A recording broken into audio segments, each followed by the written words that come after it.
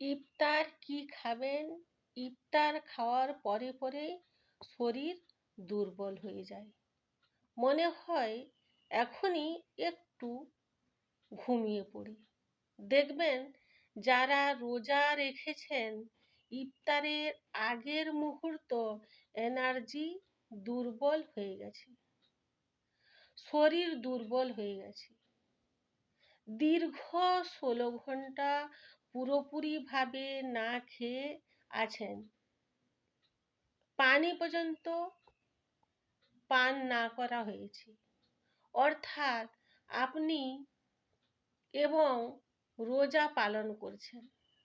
এই মুহূর্তে আপনার রক্তের পরিমাণ একদম নেই বললেই চলে এবং আপনার শরীরে প্রয়োজনীয় শক্তি, আগে থেকে যে চর্বি জমা আছে, অর্থাৎ আপনার শরীরে ফ্যাট বার্নিং প্রসেসে চলে গিয়েছে।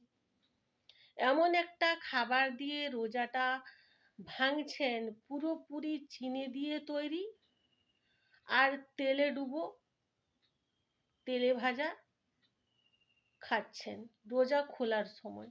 হঠাৎ করে আমাদের রক্তের চিনি বেড়ে যাচ্ছে, আমাদের ব্রেনটা রয়েছে সেটা আমাদের অগ্নাশয়কে অনেক বেশি পরিমাণের ইনসুলিন তৈরি করতে বলছে।